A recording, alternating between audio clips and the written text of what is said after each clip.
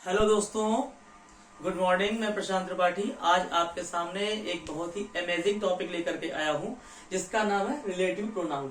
आपके किसी भी एग्जाम में अगर आप डिफेंस की तैयारी कर रहे हैं या आप एसएससी की तैयारी कर रहे हैं या किसी भी वर्ग की आप तैयारी कर रहे हैं जहां पर इंग्लिश आती है तो वहां पर रिलेटिव प्रोनाउन को लेकर के एरर्स आपके एग्जाम में आ जाती है। ठीक है, तो आइए समय बर्बाद न करते हुए उसको समझते हैं।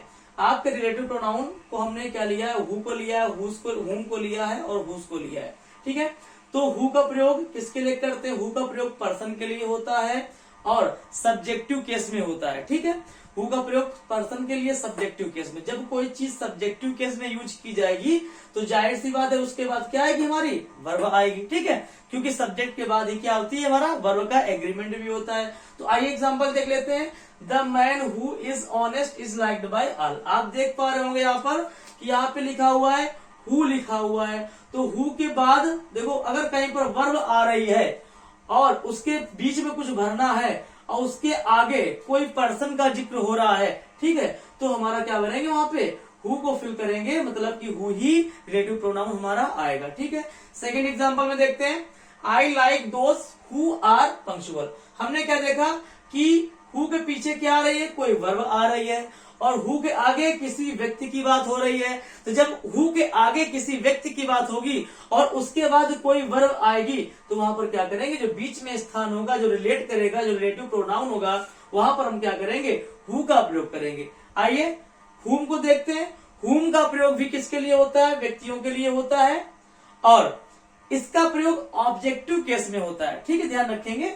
और जब इसका प्रयोग ऑब्जेक्टिव केस में होता है तो जनरली इसके बाद क्या आते हैं, इसके बाद प्रोनाउन आता है। ठीक है, एग्जाम्पल के माध्यम से देखते हैं, समझ में आसानी से आ जाएगा।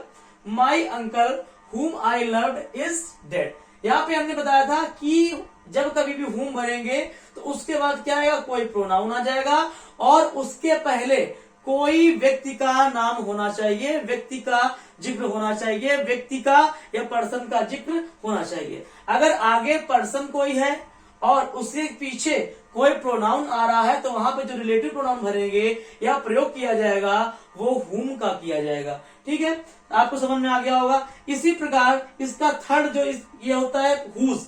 अगर बात करें तो हु का ही ऑब्जेक्टिव केस हुम होता है और हु का ही पॉजेसिव केस क्या होता है, आपका हुज होता है। जैसे हम पढ़ते हैं ही सब्जेक्टिव केस में प्रयोग करते हैं, प्रोनाउन होता है, उसके बाद उसका ऑब्जेक्टिव केस का हिम होता है, उसी प्रकार हुम लिखा हुआ है ऑब्जेक्ट में प्रयोग करने के लिए। फिर हम पढ़ते हैं पॉजेसिव केस, उसका ही का हिज पढ़ते हैं। पॉजेसिव मतलब कि अपने के लिए जो प्रयोग करते हैं, तो यहाँ पर हुज उसी प्रकार हु का भी है। ठीक है, तो हुज का प्रयोग यहाँ पर थोड़ा आपको दिक्कत में डाल सकता है, क्योंकि आपको लग रहा होगा कि हु का प्रयोग व्यक्तियों के लिए हुआ है, हुम का प्रयोग व्यक्तियों के लिए हुआ है, तो हुज का प्रयोग भी व्यक्तियों के लिए करेंगे, लेकिन ऐसा नहीं है।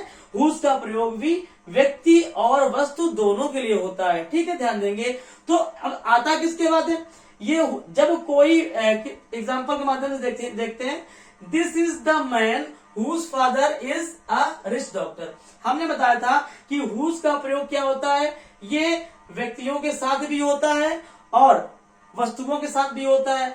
तो इसके बाद कोई नाउन, अगर किसी के बाद कोई नाउन आ रहा है, देखो इसके बाद नाउन आता है। अगर किसी रिलेटिव प्रोनाउन के बाद कोई नाउन आ रहा है, आगे कोई व्यक्ति की चर्चा हो रही है या किसी वस्तु की चर्चा हो रही है, तो जो बीच में भरेंगे, जो रिलेटिव प्रोनाउन का हम लोग प्रयोग करेंगे वो हुज का प्रयोग करेंगे।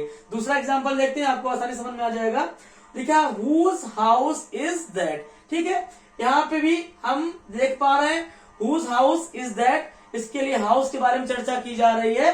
ठीक है, तो यहाँ पर वस्तुओं के लिए क्या करते हैं, हम हुज का प्रयोग करते हैं। ठीक है, फिर तीसरा एग्जाम्पल देखेंगे जो बिल्कुल आपको क्लियर कर देगा। लिखा है I saw the Taj Mahal whose founder was Shahjahan.